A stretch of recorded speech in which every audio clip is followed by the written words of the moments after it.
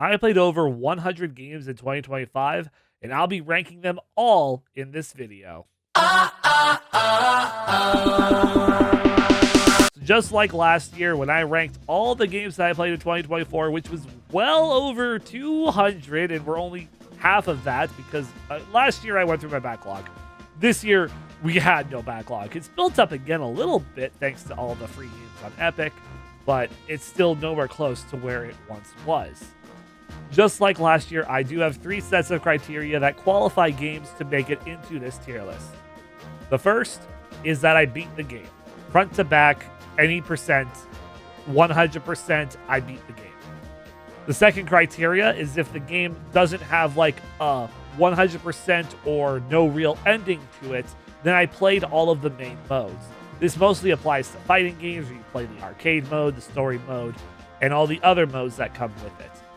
The third and final criteria is if I didn't beat the game, then I at least played it for a minimum of 3 hours.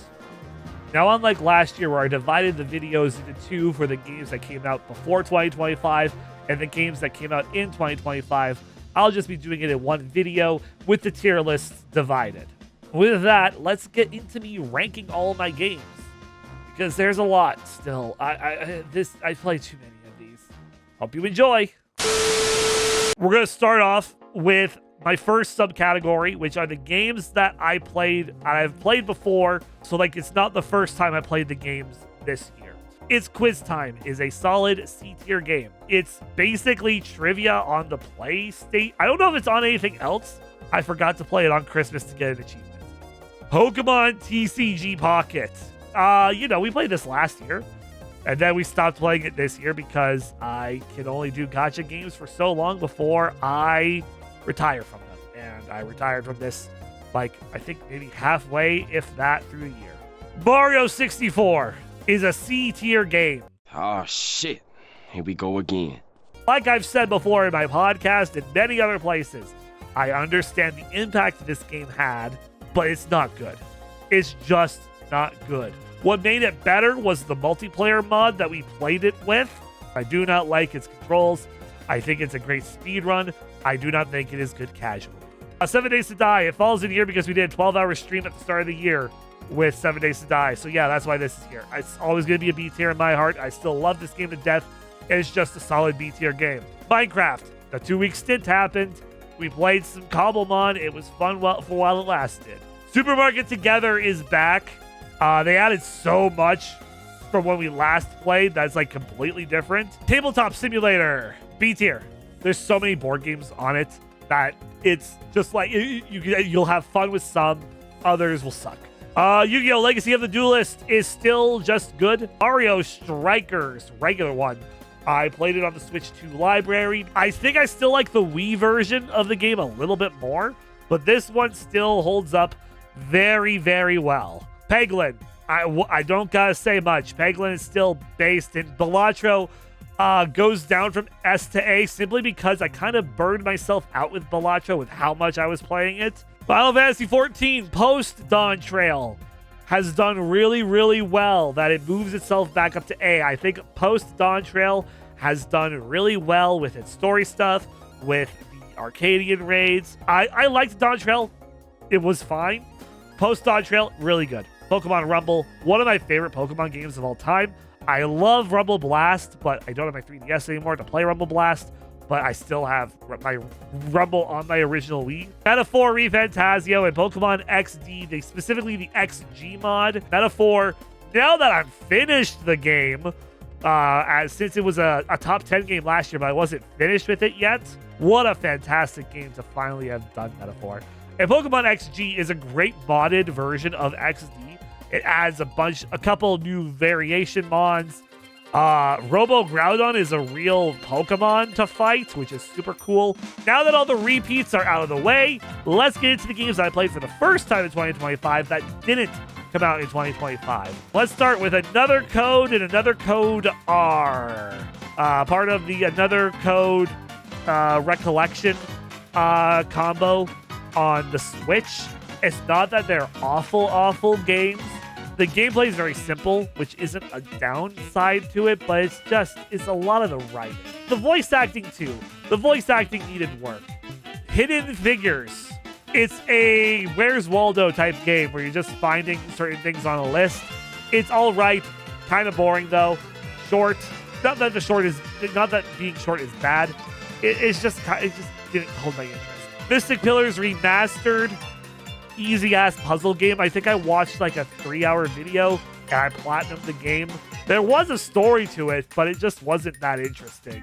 Monopoly 2024. It's the most interesting board that they've had with like how big and interactive it is, but it's still just Monopoly. Architect did not, it's like Roller Coaster Tycoon, but like more in depth. And I think when I went into it, I thought it was going to be a little bit just like a more HD version of Roller Coaster Tycoon. It kind of is, but it also kind of isn't.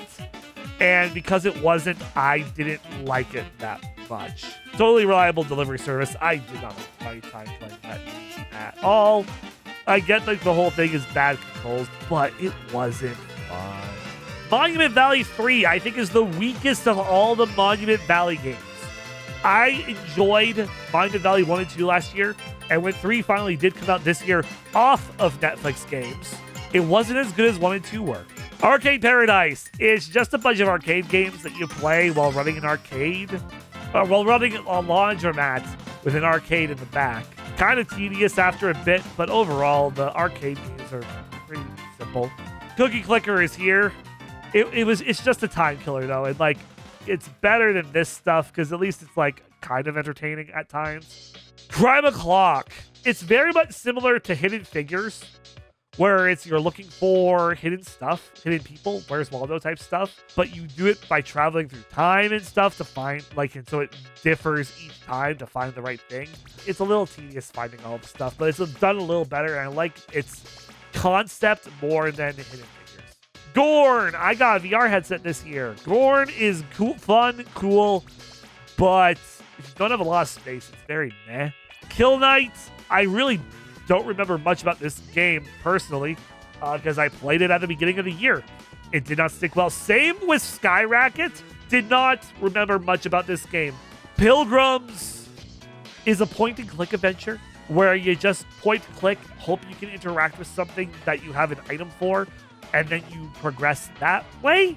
It's all right. Again, it's another all right game. Sports Story is the biggest disappointment of a sequel that I have ever played.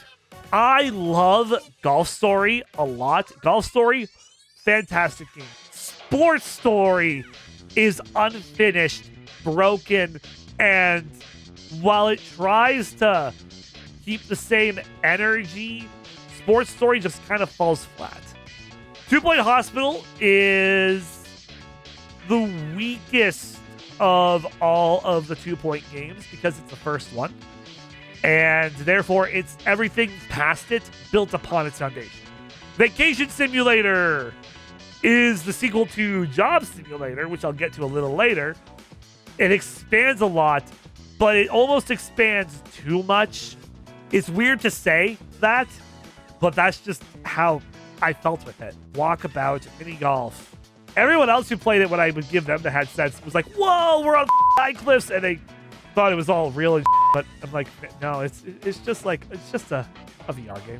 Beyond the Frame, its finest scenery. It's more just like a puzzle game with artwork and stuff. It's good. It does what it needs to do. Dragon Sweeper. This is a twist on Minesweeper. It's Minesweeper, but your goal is to level up and kill the dragon in the middle of the board. Very fun, and it's free to play on the web. Welcome to Chungus Burger, home of the Chungus Burger. Can I take your order? That is everything we said when we played Fast Food Simulator this year. I think if we didn't come up with the Chungus Burger, this would have been a worse time. Figment is such a cool indie game. Just like an action adventure game with musical numbers in it. And I was not expecting the musical numbers. We're in the mind of this guy, and he's currently facing some demons of like depression and shit like that. And we have to go fight that to make sure this dude lives. It's a good time. Grand Blue Fantasy Rising. Did not finish this. I want to finish it. It's free on PS Plus now, so I might play it on that. I just had a lot of other games get in the way that made me put this game down. Kameru, A Frog Refuge. This is a game about frogs.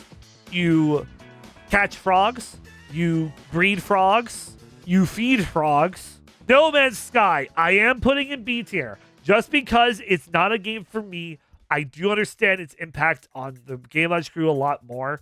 Say no more, where all you do is say no in 4 different ways.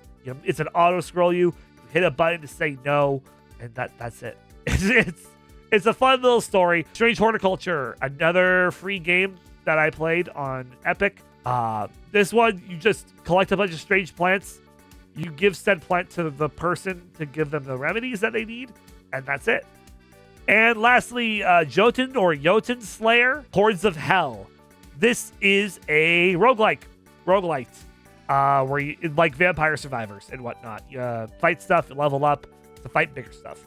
Beat Saber. This is essentially the VR game to play. Beyond Blue. Interesting game. Educational game just about like underwater life and whatnot. You scan a bunch of animals and you swim. Up next is Figment 2 Creed Valley. It is like 10 times better than the first one. So good. This is like a really good game. Job Simulator. Just so fun with its physics engine. A Way Out. I played that with Stu this year. It's the first time I have ever played a Hazelight Studio game. Return of the Obra Dinn. As hard as this game was, I kind of enjoyed the puzzle solving aspect of this game a lot. As frustrating as it might have been. Control is near the bottom of the A tier, simply because I am only like 3 hours in the game. I am currently playing this game. I have loved what I have played so far, but I need to finish the game still. Jassant. Jassant is a really, really cool game. You're climbing like ruins, just like ruins and like this dried out ocean. Murder by Numbers is an Ace Attorney-like, sort of. It's a visual novel with Picross. It's a very unique visual novel, but very fun. I had a really good time with it. And lastly, in the A tier is the Stanley Parable Ultra Deluxe. I did everything this game had to offer, not like all the pathway wise, but like achievement wise, except for having the game on for 24 hours on a Tuesday, because why the would they make that an achievement? Miles Edgeworth Investigations 1 and 2. Fantastic. Some of the best Ace Attorney that the series has to offer. The cast makes the game fantastic. Clubhouse Games 51 is just a bunch of mini games in one, but it's done really well. Some of them are really easy. Some of them are super hard. It's a lot of fun. It's so simple. Dredge, fantastic fishing game. Creepy, but cool at the same time. Definitely worth a playthrough. And lastly, Loop Hero, a roguelike where you go in loops to get materials and fight stuff and get stronger and whatnot. It's a lot of fun. I had to stop myself though because I did have other games I needed to play through. But it is a very fun roguelike.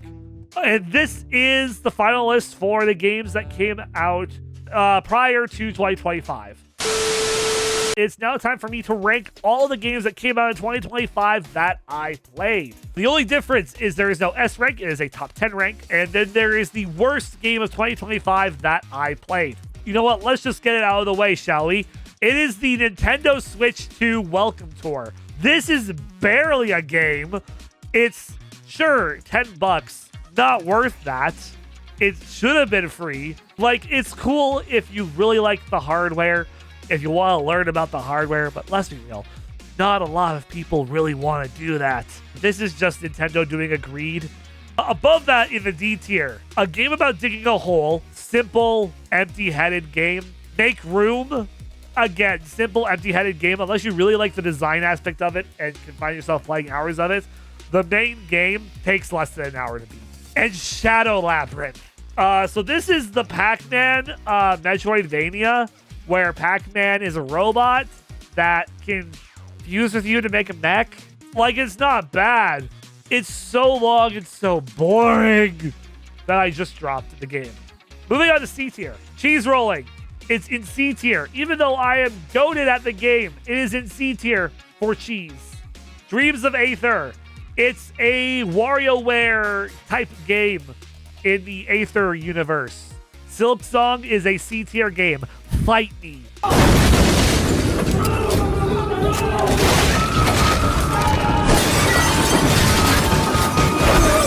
You can like this game.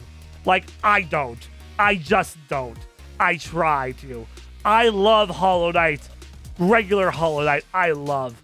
It needs difficulty sliders. I'm sorry. Now, either I've just gotten rusty and it's become more of a skill issue, or Team Cherry just cooked a little bit too much and, in turn, burned in the kitchen.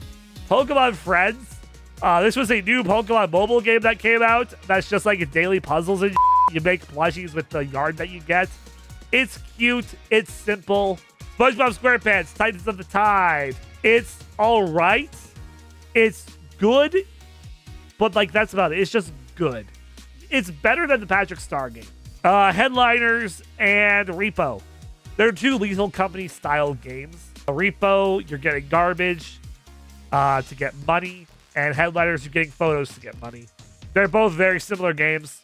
I don't like Repo as much simply because Repo has had a lot of connection issues whenever we've played in the past.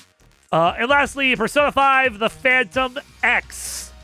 If you can get past the Subway Slammer, the story is all right.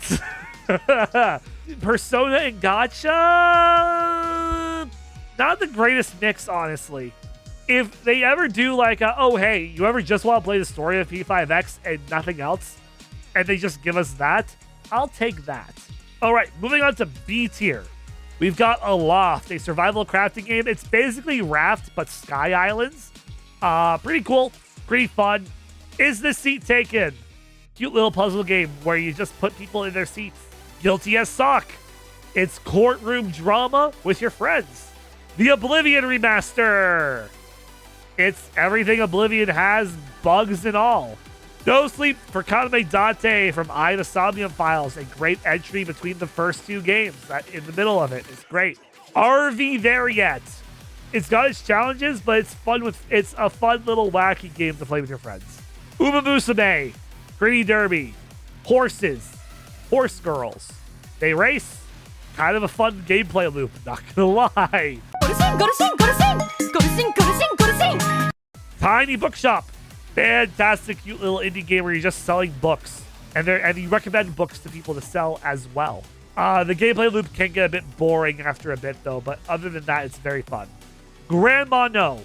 This is a game where you play as a granny with ragdoll physics. And it is wild. The things that you have grandma do are crazy. You're just doing a chore list and whatnot. The Jackbox Party Pack 11 is a solid entry in the Jackbox pack of games. Compared to the Naughty Pack, which was not good, Party Pack 11 goes back to its roots with brand new games and does a good job. Wheel World is a really cool racing game where you're on a bike where you're helping this bike spirit get his old bike back. And like the first half of the game is great, and then the second half of the game when you go to hell, basically, it lost me a lot simply because the second half of the game should have been like cut in half. Schedule 1. It's a lot of fun with friends, and just it can get tedious at times, but it's overall a fun game. Power Wash Simulator 2, the best Satisfaction sequel ever made. Mario Kart World. It's an alright racing game. You know, it has its flaws, but at the end of the day, it is still Mario Kart, and Mario Kart's fun. But it's by far one of the weaker racing games that came out this year. Moving on to A tier, we have the Dead as Disco demo. This is a rhythm game that you can import your own songs into, set its BPM, and fight to that music. It's really fucking cool. Pokemon Legends ZA. There's a lot of good and bad about this game. The combat surprisingly works extremely well for Pokemon, and it's a really good story, despite shortness compared to other entries. Graphics are good, but they could obviously be better. There's a lot of missed potential with Legends ZA. Overall, if you're looking for a good entry in Pokemon, Legends ZA does that, but Pokemon standards should just be a lot higher nowadays. And unfortunately, they're not. Tony Hawk Pro Skater 3 and 4, the sequel to Pro Skater 1 and 2, is great. A lot harder challenge-wise than 1 and 2, but still a fun game nonetheless. The Root Trees Are Dead is probably one of my favorite puzzle games that I played this year. You're just solving a family tree. Like, that is all you're doing. It is very fun. I really like it a lot. Date everything. Over 100 things to smash or pass in your house. What will you pick? Play on anything but the Switch, though, because it crashed a lot on the Switch. Pirate Yakuza in Hawaii. While the story may not be its best, it's still just a fun time. And I just love Yakuza, regardless of whatever shape and form it comes in.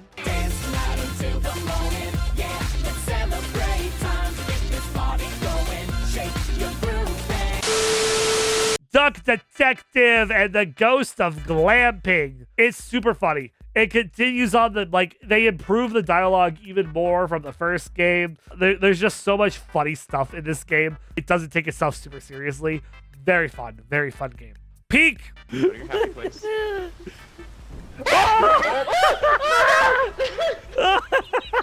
I'm sure he's fine. Absolute cinema. That's all I gotta say about it. Sledding game demo. The sledding game demo. For the people that did not play the sledding game demo, I feel so bad. I feel so bad for the people who did not play the sledding game demo, because it is one of the best demos out there that's not available at the moment right now. I can't wait for it to return. I cannot wait for the full game to release. I'm so excited for when sledding game just comes out in its entirety.